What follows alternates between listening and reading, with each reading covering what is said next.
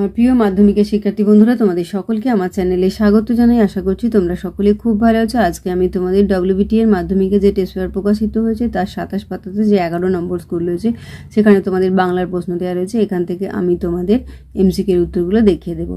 ইতিমধ্যেই যারা চ্যানেলটিকে সাবস্ক্রাইব করে নিয়েছো তাদের সকলকে অসংখ্য ধন্যবাদ জানাই। আর যারা নতুন দেখছো তারাও চ্যানেলটিকে সাবস্ক্রাইব করে নিয়ে সাথে থেকো। চলো তাহলে শুরু করছি।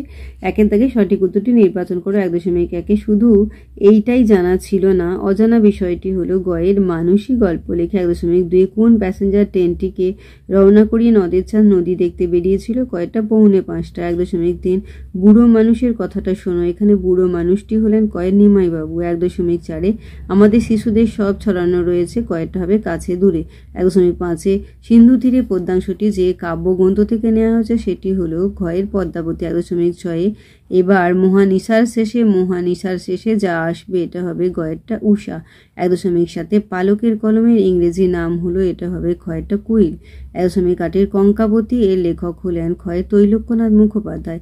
1.9 রাজশেখর বসুর ছদ্মনাম কয়েকটা পরশুরাম। 1.10 অনুসর্গ অন্য যে নামে পরিচিত, এটা হবে ক্ষয়টা পরসর্গ। 1.11 বৃষ্টিতে ধুয়ে দিল আমার পায়ের দাগ নিম্নরেখ পদটি হলো, এটা হবে ঘয়টা করণকারক। 1.12 পূর্বপদের অর্থ প্রাধান্য পায় যে সমাসে, সেটা হলো ক্ষয়টা অবহিভাব সমাসে। 1.13 চিরচিহ্ন দিয়ে গেল চিরচিহ্ন পদটির সমাস হলো ক্ষয়টা ব্যাপ্তি তৎপুরুষ। 1.14 একটি মাত্র সমাপিকা ক্রিয়া নিয়ে গঠিত বাক্যকে বলে কয় সরল বাক্য। 1.15 খাঁটি গরুর দুধ খেতে হবে, এই বাক্যে বাক্য নির্মাণে যে শর্ত লঙ্ঘিত হয়েছে, এটা হবে কয়টা আসত্যি। 1.16 ক্রিয়াটি সর্বদাই সকর্মক ও দ্বিকর্মক হয় যে বাচ্চে, এটা হয়ে যাবে ঘয়েরটা কর্মবাচ্য। 1.17 5 দিন নদীকে দেখা হয় না, এটি কোন বাচ্চের উদাহরণ? এটা হবে গয়েরটা ভাববাচ্য।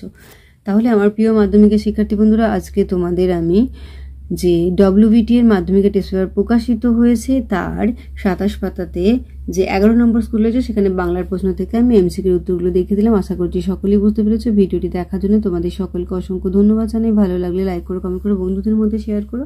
আর আগামী দিনে নতুন নতুন ক্লাসগুলো পাওয়ার জন্য অবশ্যই চ্যানেলটিকে সাবস্ক্রাইব করে সাথে থেকো। তোমরা সকলে খুব ভালো থেকো।